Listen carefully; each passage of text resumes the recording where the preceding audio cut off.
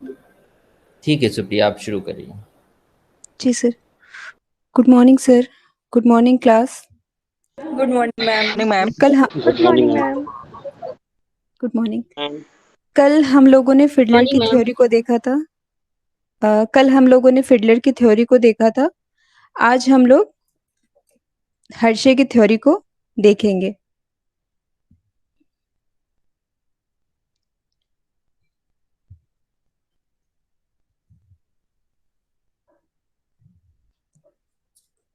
जिसमें सबसे पहले हम लेकर चलते हैं इनके जीवन परिचय से पॉल हर्शे का जीवन परिचय। इनका जो जन्म हुआ था वो जनवरी 26 1931 में हुआ था, ब्रुकलिन में, न्यूयॉर्क। और इनकी मृत्यु हुई थी 18 दिसंबर 2012 में। वो तब 81 साल के थे। और इनका ऑक्यूपेशन में देखेंगे तो ये बहुत अच्छे ऑथर थे और प्रोफेशनल स्पीकर थे, बहुत अच्छे स्पीकर थे। और अब बात करते हैं हर्शे का स्थितिपरक सिद्धांत, जिसमें पहला है कि नेतृत्व की विभिन्न शैलियां विभिन्न परिस्थितियों में प्रभावशाली एवं प्रभावहीन हो सकती है।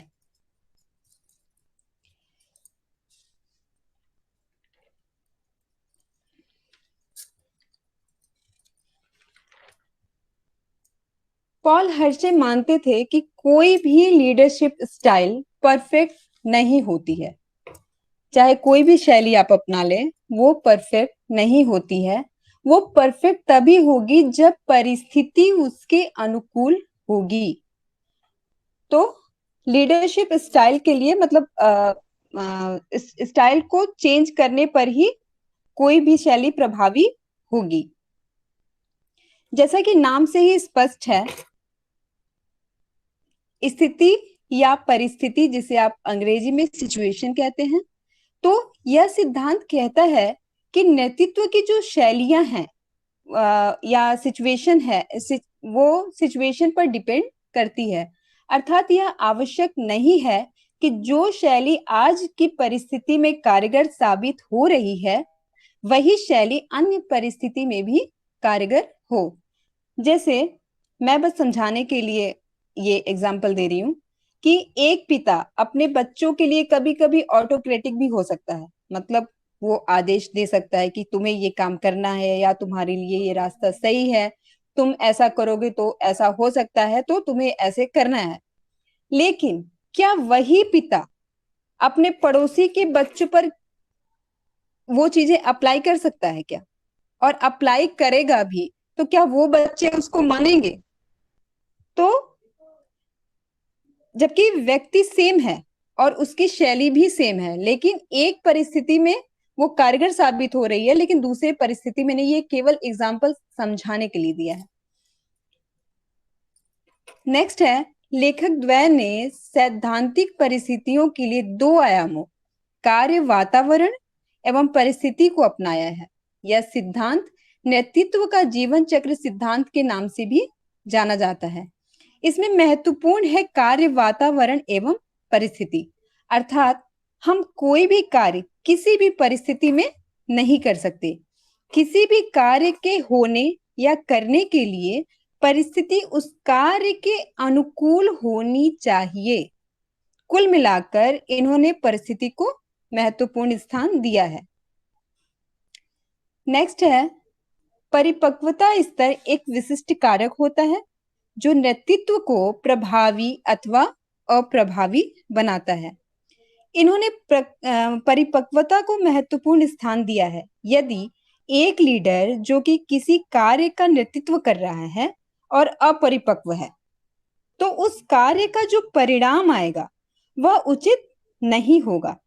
अपरिपक्वता से तात्पर्य कि वह उस कार्य को गंभीरता से नहीं करेगा। उसके अंदर उस कार्य के प्रति जो सोचने समझने की क्षमता है उसमें कमी है। और अगर कमी है तो जाहिर सी बात है कि नेतृत्व अप्रभावी होगा, और अगर परिपक्व है तो नेतृत्व प्रभावी होगा।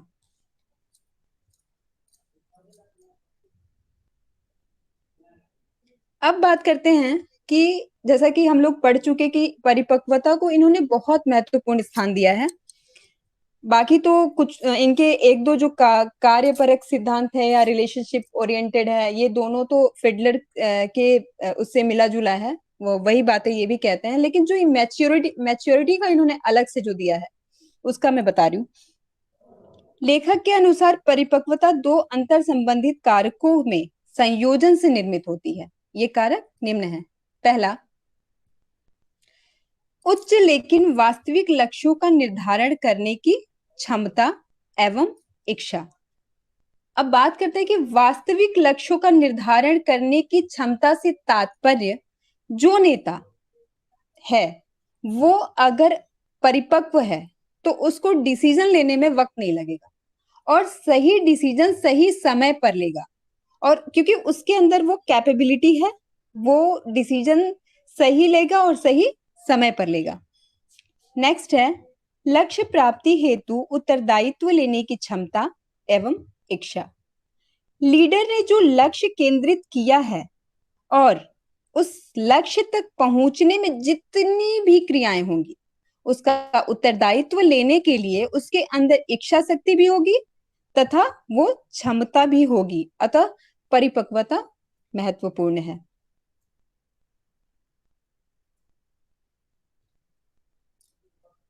इन्होंने 3 आयाम दिए हैं। नेतृत्व की प्रभावशीलता को ज्ञात करने के 3 आयाम हैं, जो कि एक कार्य प्रधान है, जिसमें कि हम बता चुके हैं पहले भी, फिडलर से ही मिलता जुलता है कि जो नेतृत्व की क्षमता है वो उसमें कुछ लोग होते हैं जो टास्क ओरिएंटेड होते हैं, उनको काम ज्यादा प्यारा है, रिलेशनशिप से थोड़ा सा दूरी बना रहेगा। और एक होता है संबंध प्रधान, उनके लिए उनको ऐसा लगता है कि हम इसके साथ प्यार से पेश आएंगे तो कहीं ना कहीं हमारा जो काम करने का लक्ष्य है वो कहीं ना कहीं प्रभावित होगा, और वो मेरे साथ अगर मिलजुल के काम करेगा या हम उसके साथ मिलजुल के काम करेंगे तो एक बेहतर रिजल्ट आएगा, कह सकते हैं। फिर नेक्स्ट है समूह की परिपक्वता, जिसपे कि हम अभी बात कर चुके हैं कि जो जितना अच्छा परिपक्व होगा उसका काम उतना ही ज्यादा बेहतर होगा, और अपरिपक्व होगा तो वो उस काम का रिजल्ट सही नहीं आएगा। अब हम सिचुएशनल लीडरशिप मॉडल जो कि हर्षे का है उस पे हम बात करेंगे, जिसमें फर्स्ट है जिसे एस वन का नाम इन्होंने दिया है, जो कि सेलिंग है। सेलिंग के बारे में ये क्या कहते हैं, अरे सॉरी, टेलिंग के बारे में ये क्या कहते हैं। टेलिंग का मतलब है बताना, या यहाँ जो लीडर है वो अपने मेंबर को विस्तार से कार्य के बारे में बताता है कि क्या करना है और कैसे करना है। नेक्स्ट है सेलिंग, जिसको S2 भी बोलते हैं। यहाँ जो लीडर है उसका कर्तव्य है कि वह अपने ग्रुप को कन्विंस करे, मतलब अपने आइडियाज को सेल करे, बेचे, क्योंकि उसके पास जो मतलब एबिलिटी तो है उसके पास, लेकिन मतलब वो काम करना चाहता है लेकिन उसके पास एबिलिटी नहीं है, तो ऑब्वियसली वो आइडिया शेयर करेंगे। जैसे हम लोग जब यहाँ एमएड करने आए तो जब हमारे पास प्रैक्टिकम्स फाइल्स आया और लगा कि अच्छा ये करना है हमें, तो हम करने को तो इच्छुक थे कि हाँ हमें करना है, लेकिन कैसे करना है ये हमें पता नहीं था कि इसको किस तरीके से करना है, या ये काम करने जाएंगे तो इसमें क्या क्या चुनौतियां आएंगी या कुछ भी। तो यहाँ क्या हुआ, यहाँ सारे टीचर्स ने मिलकर के हमें बताया कि अच्छा आपको ये ऐसे ऐसे करोगे तो ये, क्योंकि उनके पास एक्सपीरियंस है। तो यहाँ पे क्या है, यही बात कर रहा है कि यहाँ जो लीडर है उसका कर्तव्य है कि वो अपने ग्रुप को कन्विंस करे, मतलब अपने आइडियाज को सेल करे, वो अपने ग्रुप को बताए कि उसका आइडिया बाकी के आइडियाज से कैसे बेहतर है। और अगर आपका आइडिया लोगों को बेस्ट लगेगा तो जाहिर सी बात है कि ग्रुप का जो ट्रस्ट है, जो भरोसा है, वो आप पे बढ़ेगा और अपने लीडर के प्रति, और वे उसको स्वीकार भी करेंगे, उसके आइडियाज को, लीडर्स के आइडियाज को। नेक्स्ट है, थर्ड है पार्टिसिपेटिंग जिसको S3 के नाम से जानते हैं। यहाँ पर जो लीडर है वो कुछ भी विस्तार से नहीं बताता, कुछ नहीं बताएगा आपको, और ना ही अपने आइडियाज को शेयर करेगा, बल्कि लीडर अपने मेंबर को मोटिवेट करता है ताकि ग्रुप अपना आइडिया खुद से क्रिएट करे, अपना डिसीजन ले सके और उसको एक्टिव रोल पार्टिसिपेशन में डालने की कोशिश करता है। जैसे अग्रवाल सर बहुत अच्छे एग्जाम्पल्स हैं। रिसर्च के पेपर में सर हम लोग को कुछ नहीं बताते थे, लेकिन एक मोटा मोटी पीछे से आइडिया देते थे। उनका ये लक्ष्य था कि हम जो काम करें उसमें जो आइडिया हो वो हमारा हो, हमको वो इंडिपेंडेंट बोल सकते हैं, इंडिपेंडेंट बनाना चाहते थे कि आप जो करो अपने से करो। आपके अंदर वो आप इस लेवल पे आ गए हो कि आपके अंदर वो क्षमता होनी चाहिए कि आप अपने आइडियाज क्रिएट करो, अपना काम खुद से करो, बुक्स ढूंढो, ऑथर के नाम ढूंढो, ये सारे काम। जैसे कि गोपाल सर भी हम लोग को बोलते थे कि हाँ जाइए आप लाइब्रेरी में किताबें, एडमिनिस्ट्रेशन से रिलेटेड 5 बुक लेके आइए। तो वो क्या हुआ, कहीं ना कहीं हमारे अंदर वो उस आइडियाज को डालने की कोशिश की गई कि हम खुद से कुछ करने को तत्पर हो सके। नेक्स्ट है डेलीगेटिंग, जिसको S4 के नाम से जानते हैं। इसमें जो लीडर है वो सारे डिसीजन को ग्रुप मेंबर पर छोड़ देता है और वो कहता है कि आप अपना सारा काम खुद से करो, अपने आइडियाज क्रिएट करो, और अगर आपको कार्य करने के दौरान, यहाँ देखिए पार्टिसिपेटिंग और डेलीगेटिंग में सिर्फ यही एक अंतर है कि वहां पे क्या है कि सारा कुछ छोड़ दिया गया आपके ऊपर, लेकिन डेलीगेटिंग में क्या है कि आपको काम करने के दौरान काम तो छोड़ा गया आप पे, डिसीजन लेने को छोड़ा गया, सारा कुछ छोड़ा गया आप पे, लेकिन टीचर इतना फ्लेक्सिबल है हम लोगों के साथ कि अगर आपको कार्य करने के दौरान कोई समस्या आती है तो आप क्या करोगे, मतलब टीचर वहां पे लीडर क्या करेंगे कि आपको सपोर्ट करेंगे, आपको आइडियाज थोड़े बहुत शेयर करेंगे, लेकिन बाकी अदरवाइज मैक्सिमम इंटरवेंशंस होती हैं। मतलब लीडर और ग्रुप के बीच बहुत कम कम्युनिकेशन होती है, इंटरवेंशंस होती हैं। काम आप करो, बीच में आप करते करते बिल्कुल हार मान जाओ, लगता है कि अरे अब इसके बाद तो रास्ता ही नहीं है, तब आप क्या करोगे, तब आप अपने लीडर से कांटेक्ट करोगे, उनको अपने प्रॉब्लम्स को शेयर करोगे, और टीचर्स क्या करेंगे, टीचर्स आपको उससे रिलेटेड जो भी सॉल्यूशन होगा वो देंगे।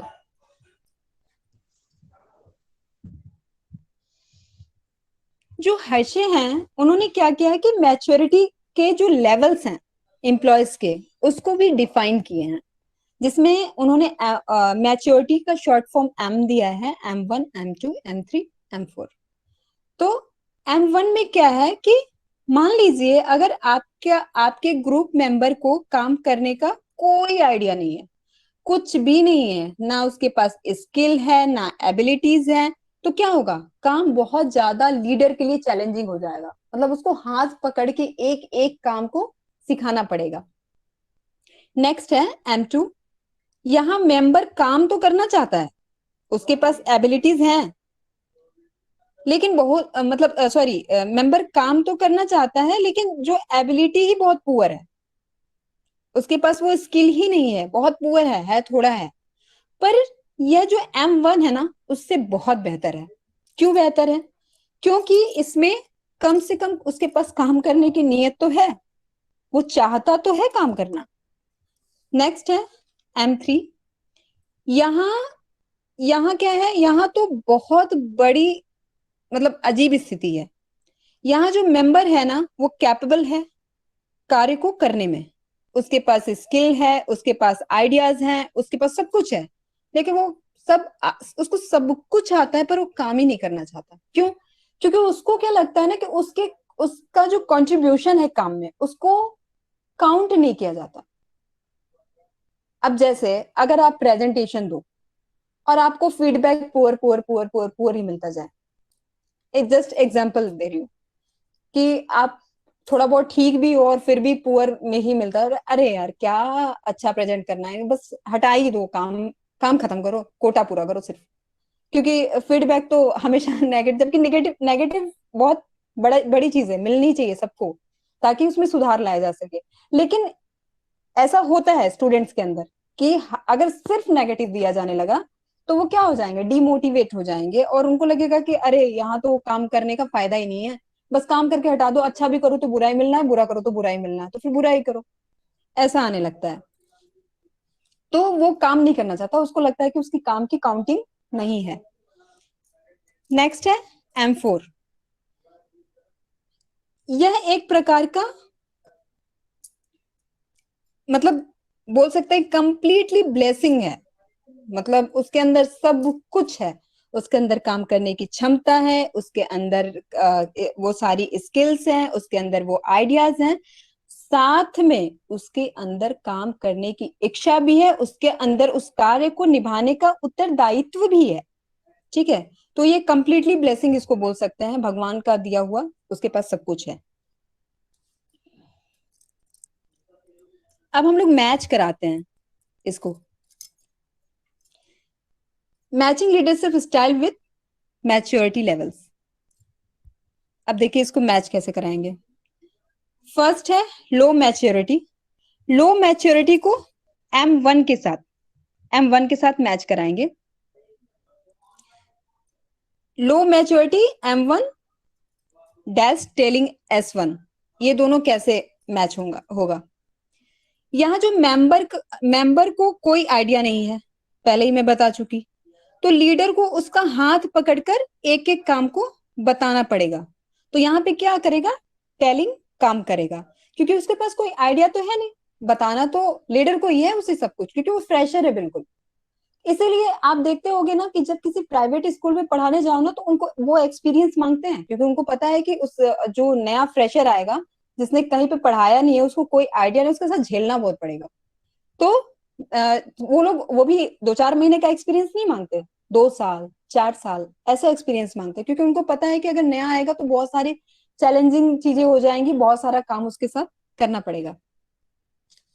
तो यहाँ मेंबर मतलब कोई आइडिया नहीं होता, तो उनको एक एक काम को बताना पड़ता है।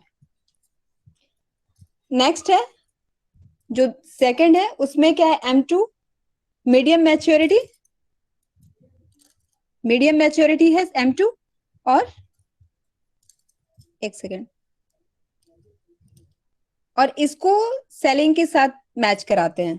तो यहाँ पे क्या आएगा, यहाँ ग्रुप में काम करने की क्षमता तो है, पर उसके अंदर एबिलिटी की कमी है। तो यहाँ लीडर को क्या करना है, वो काम करने के लिए इच्छुक है, सब कुछ उसको मतलब बहुत इच्छा शक्ति है कि वो बहुत अच्छे से काम करे, लेकिन उसके अंदर एबिलिटी नहीं है। तो यहाँ पे लीडर को क्या करना है, अपने एक्सपीरियंसेस उसके साथ शेयर करने हैं कि देखो बेटा, तुम ये काम ऐसे करोगे तो हम बेहतर कर सकते हैं। ठीक है, तो लीडर को अपने आइडियाज, अपने एक्सपीरियंसेस को शेयर करने की जरूरत है, तो यहाँ पे सेलिंग काम करेगा। नेक्स्ट है M3। इसमें भी मीडियम मैच्योरिटी है, इसको मैच कराएंगे पार्टिसिपेटिंग से। इसमें जो ग्रुप के पास क्षमता तो है, पर वो काम नहीं करना चाहते। उनको लगता है कि काम करने पर भी कौन सा बहुत रिवॉर्ड मिल जाना है, उनको तो मतलब ये लगता है कि उनके काम की कोई वैल्यू नहीं है, या उनके उनके काम को कंट्रीब्यूट नहीं किया जा कंट्रीब्यूशन को कोई काउंट नहीं कर रहा। तो एज ए लीडर आपको उसे प्रेरित करना है, मोटिवेट करना है, उसको बीच बीच में रिवॉर्ड्स देते रहने हैं, ताकि वो थोड़ा सा पॉजिटिवली काम करे, क्योंकि उसके पास बहुत पावर क्षमता है, उसके पास बहुत एबिलिटी है, सब कुछ है उसके पास, लेकिन उसको ऐसा लगता है कि मेरे को साइड किया जा रहा है, मेरी कोई वैल्यू नहीं हो रही। तो वो क्या करता है, वो नॉर्मल तरीके से काम करता है, बहुत एबिलिटी होने के बावजूद भी वो एक फ्रेशर की तरह काम करता है।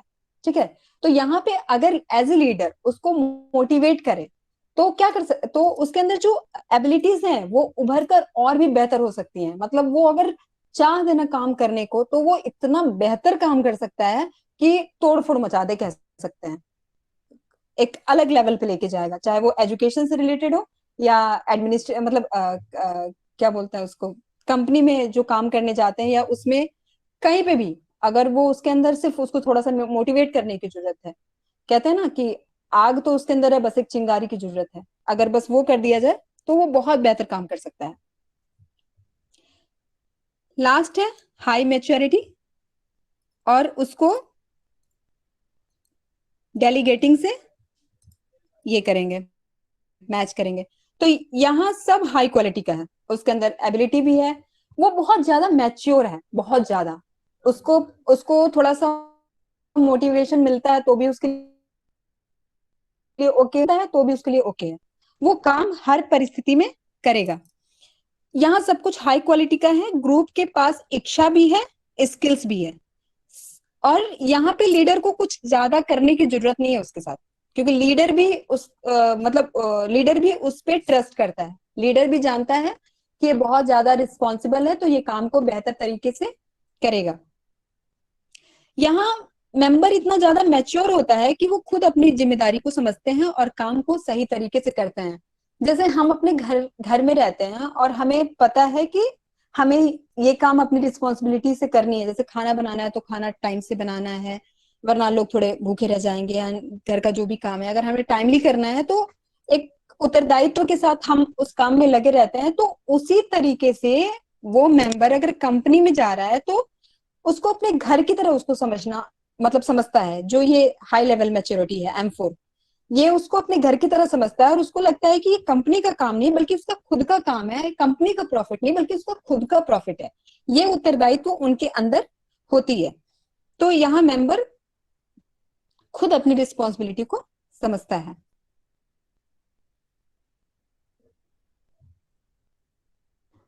अब इसकी आलोचना पे आते हैं। हर्षे द्वारा दिए गए सिद्धांत में परिस्थिति से जुड़े आयामों के बारे में बताया गया है, परंतु उसका स्पष्टीकरण नहीं किया गया है। कहीं पे भी बहुत ज्यादा डिफाइन इनको, इनके जो सिद्धांत हैं उसको, जो आयाम है, जो 3 आयाम मैंने आपको बताए, जो task oriented and relationship oriented, इसको बहुत ज्यादा डिफाइन कहीं नहीं किया गया है, मतलब स्पष्टीकरण नहीं है, बस इन्होंने कह दिया कि हाँ ये 3 आयाम हैं, मैक्सिमम जगह नहीं मिलेगा। उसके बाद यह सिद्धांत सदस्यों की परिपक्वता स्तर को नेतृत्व की प्रभावशीलता से जोड़ता है, परंतु सदस्यों में व्यक्तिगत भिन्नता के फलस्वरूप परिपक्वता स्तर प्राप्त करने का विभिन्न स्तर होता है। ऐसी स्थिति में एक समय पर सभी सदस्यों में से एक जैसी परिपक्वता की आशा नहीं की जा सकती। मतलब अगर क्लास में जैसे बहुत सारे लोग हैं तो वो उनका जो मानसिक स्तर है वो एक जैसा नहीं है, तो पूरे ग्रुप से हम एक जैसे कार्य का अ, मतलब आशा नहीं कर सकते। हम कहते भी ना कि 5 उंगलियां एक जैसी नहीं होती, तो यही बात कह रहे हैं। नेक्स्ट है परिपक्वता स्तर कार्य प्रधान व्यवहार में कमी एवं संबंध प्रधान व्यवहार में वृद्धि द्वारा पाया जा सकता है, परंतु यह कमी एवं वृद्धि परिस्थितियों के अनुरूप हो तभी लक्ष्यों की प्राप्ति संभव है। ऐसी परिस्थिति में आवश्यक समय पर आवश्यक परिपक्वता की प्राप्ति की आशा करना बेकार है। मतलब जरूरी नहीं है कि जो कार्य हमें करना है कंडीशन मतलब उसी के अकॉर्डिंग मतलब तुरंत हो, और अगर हम ऐसा सोचते हैं तो, और सोचते हैं कि हमारे अंदर इतनी जल्दी ऑन द स्पॉट बहुत सारे काम आ जाते हैं, और हम सोचेंगे कि इतनी जल्दी हम किसी भी कार्य को बहुत अच्छे से समझ लें और हमारे अंदर इतनी मैच्योरिटी आ जाए कि हम सेकंड में उस काम को निपटा दे, तो इसका आशा करना भी व्यर्थ है, क्योंकि कभी कभी किसी भी कार्य को करने में बहुत ज्यादा टाइम लग जाता है। तो इसी के साथ आज हमारा ये खत्म होता है, फिडलर एंड हर्शे की थ्योरी। आशा है कि मैं आप लोगों को समझा पाई होंगी। अगर आपका कोई भी क्वेश्चन है तो आप मेरे से पूछ सकते हैं, और इसी के बाद थैंक यू आप सभी को। सर। हाँ क्लास, आपको कोई बात, कोई क्वेश्चन पूछना हो, कोई सजेशन देना हो सुप्रिया को तो बताइए।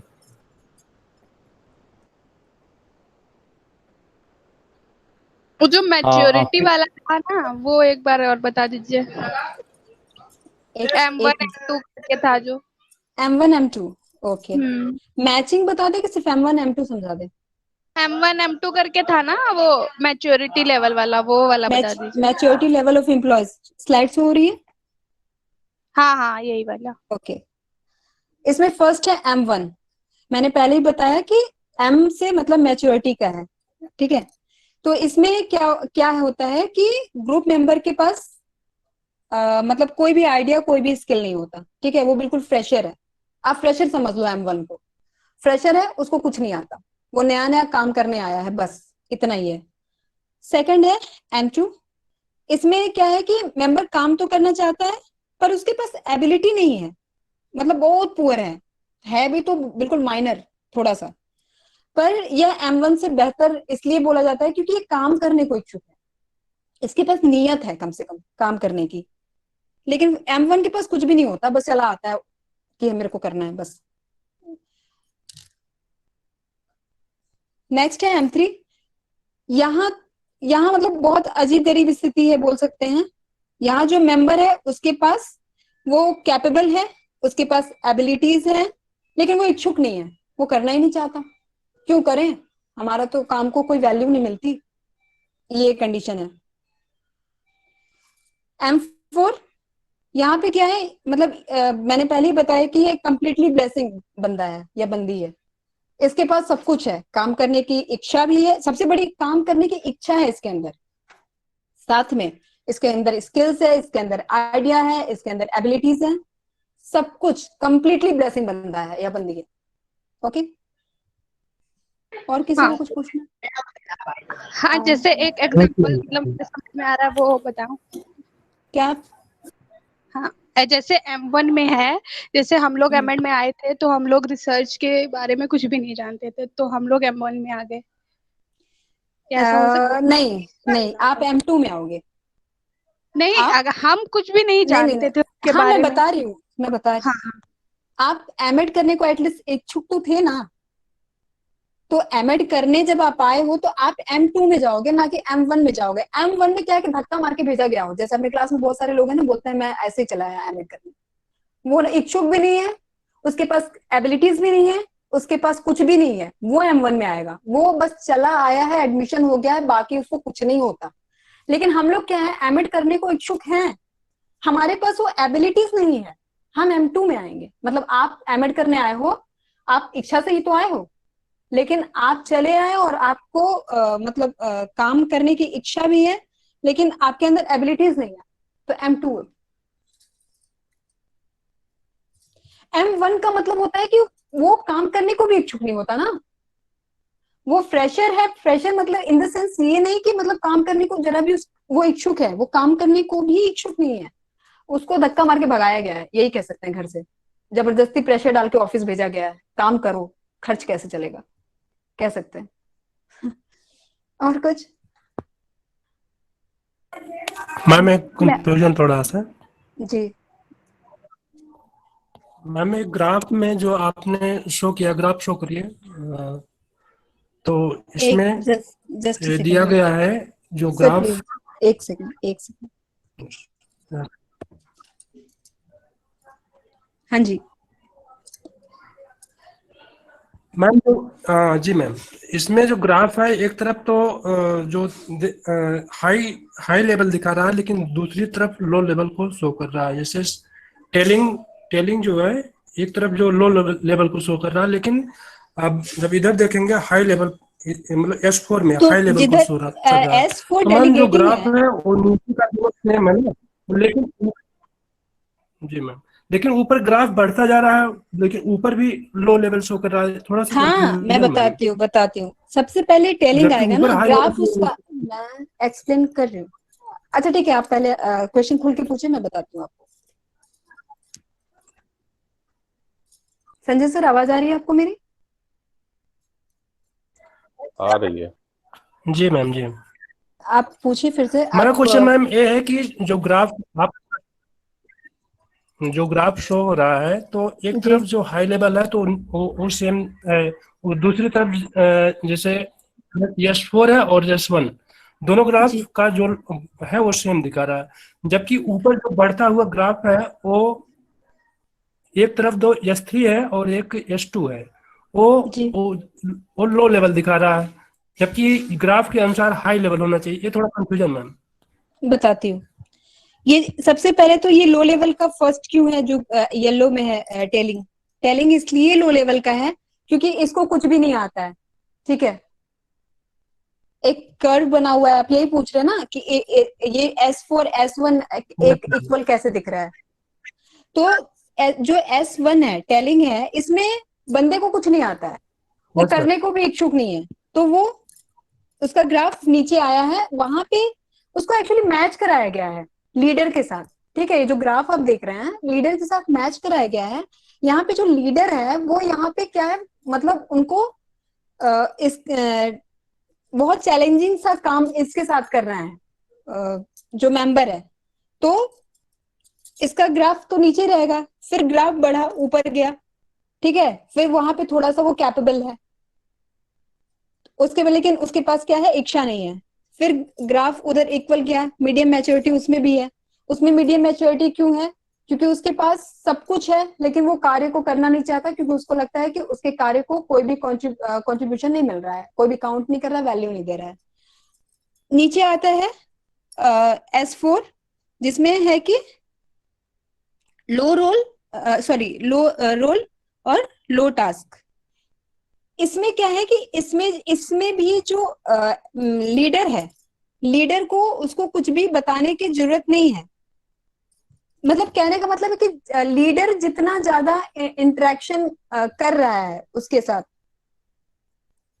मेंबर के साथ, वो उस तरीके से आई थिंक ग्राफ बना हुआ है, आई थिंक सो। क्योंकि ऐसे ही सब जगह दिया हुआ है लेकिन बहुत ज्यादा कहीं पे भी डिफाइन नहीं किया गया, लेकिन मैं जितना समझ पाई हूँ अपने लेवल से बता रही हूँ। बाकी सर से हम लोग एक बार पूछ लेंगे। Yes, okay ma'am. Ma'am ma'am इसके पहले जो नस्ट आप पढ़ाए थे वो फेडलर की कंटिजेंसी थ्योरी, थोड़ा सा मैम मैम एक क्वेश्चन इससे मैं पूछ लूं पहले। समराइज कर दीजिए। हाँ जी जरूर, पहले पूछिए। एक क्वेश्चन मैं इससे इस ग्राफ से पूछना चाहती हूँ। हाँ जी। Yes ma'am.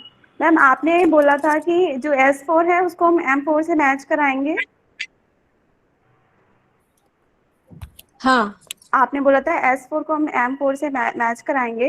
हाँ हाँ तो हाँ। ये जो ग्राफ यहाँ पर बना हुआ है, जैसे कि हम नीचे देखेंगे हॉरिजॉन्टल पे तो हाई एंड लो लिखा हुआ है। अगर हम इसे वर्टिकल देखेंगे तो हाई एंड लो लिखा हुआ है। तो जो S4 का कॉलम है ये डबल हाई होना चाहिए। लेकिन यहाँ पे हम देख रहे हैं कि रो REL करके कुछ लिखा है एंड लो टास्क लिखा है। हाँ तो मैं ये लो बताती हूँ, यहाँ पे क्यों है? बता रही हूँ, ये डबल हाई बता होना रही चाहिए। हूँ। नहीं नहीं, डबल हाई नहीं होगा ना।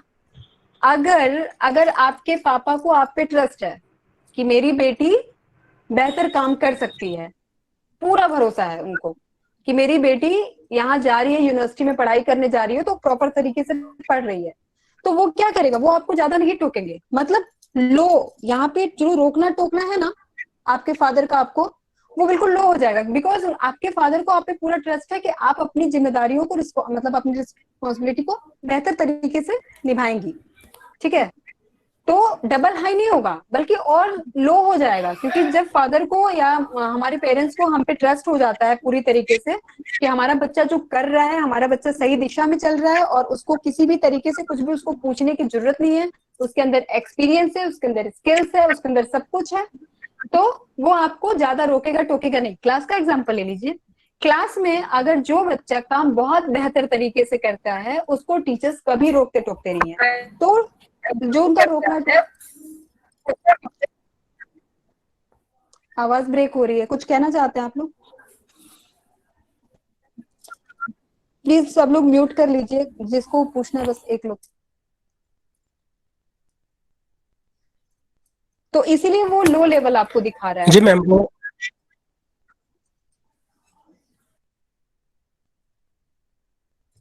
संजय सर आप कुछ पूछना चाहते हैं? जी मैम, वो फेडलर का कंटिजेंसी थ्योरी थोड़ा सा एक बार समराइज करके बता दीजिए। फिडलर का कौन सा पूरा?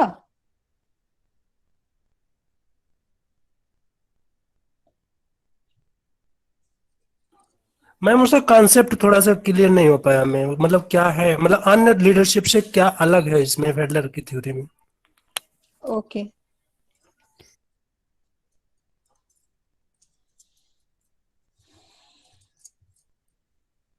इसका मतलब होता है संभाव्यता सिद्धांत ना मैम, तो थोड़ा सा समझ नहीं आया।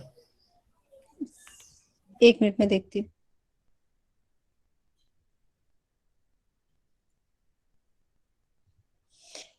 आपको फिडलर का समझना है ना? Yes ma'am. ओके,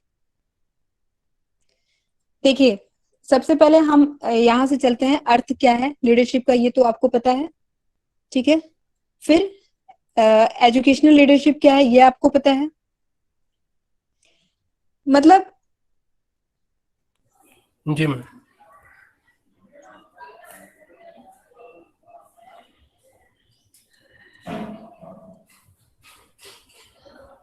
एक मिनट,